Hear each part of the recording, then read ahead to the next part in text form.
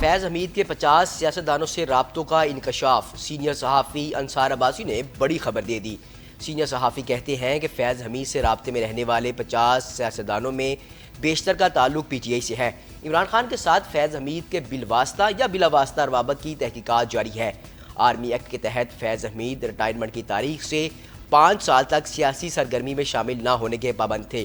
فیض حمید 9 مئی کے بعد اور عمران خان کی گرفتاری کے بعد بھی متعدد روابط کے توسط سے رابطے میں تھے۔ ان روابط کی نوعیت براہ راست یا بلا واسطہ تحقیقات کی جا رہی ہیں۔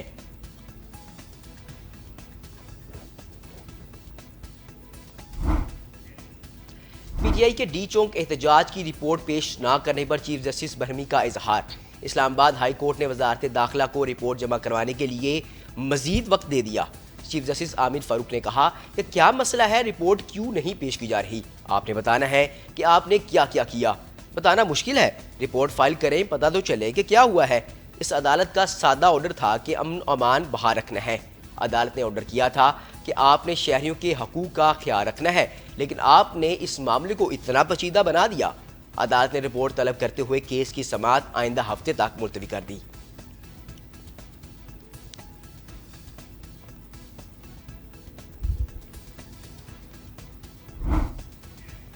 شیر افضل مروت نے ڈی چونک احتجاج پر خاموشی توڑ دی۔ پی ٹی آئی کے رہنما شیر افضل مروت نے کہا کہ علی امین گنڈاپور آخری وقت تک بشرا بی بی کے ساتھ کھڑے رہے۔ قومی اسمبلی اجلاس میں اظہار خیال کرتے ہوئے انہوں نے کہا کہ 25 نومبر کو ہم پر گولیاں کیوں چلائی گئی؟ مارا بھی ہمیں، زخمی بھی ہم ہوئے اور مقدمات بھی ہمارے خلاف ہو رہے ہیں۔ انہوں نے کہا کہ پشتونوں کے ساتھ ناروا سلوک جاری ہے، ہمارے ارکان عدالتوں کے چکر لگا رہے ہیں، ایسے غریبوں پر مقدمے بنائے جا رہے ہیں جن کا پی ٹی آئی سے کوئی تعلق نہیں۔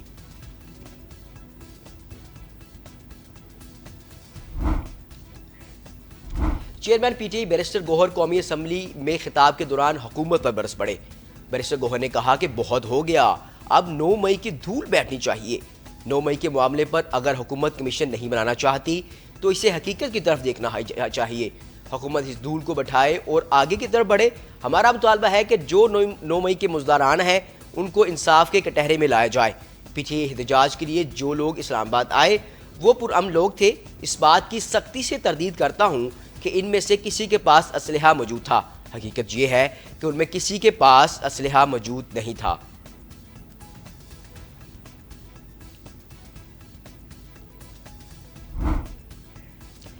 جناح ہاؤس حملہ کیس میں جے آئی ٹی کی رپورٹ آ گئی۔ تفتیش میں عمران خان کے بھانجے حسیان نیازی کی بہن ہاجرہ نیازی کو مجرم قرار دے دیا گیا۔ جے آئی ٹی نے تفتیش میں پی ٹی آئی کے 8 کارکنوں کو بے گناہ قرار دے دیا۔ انسداد دہشت گردی عدالت کے ایڈمن جج منظر علی گل کے روبرو جناح ہاؤس حملہ اور جلاؤ گراؤ کے مقدمے کی سماعت ہوئی، جس میں جے آئی ٹی نے اپنی تفتیش میں خواتین سمیت 8 پی ٹی آئی کارکنوں کو بے گناہ قرار دے دیا۔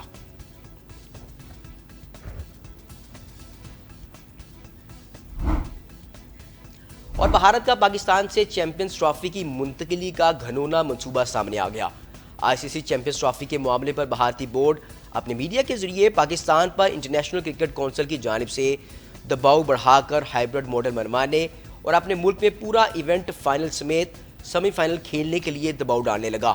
ہندوستان ٹائمز نے اپنی رپورٹ میں ایک سینئر کرکٹ ایڈمنسٹریٹر کے بیان کا حوالہ دیتے ہوئے کہا کہ آئی سی سی اور بورڈ ممبران کی جانب سے ہائیبرڈ ماڈل فارمولے کو مکمل طور پر قبول نہیں کیا جا رہا، اس لیے پاکستان کرکٹ بورڈ کا ایونٹ سے دستبردار ہونے کا فیصلہ آسان نہیں ہوگا۔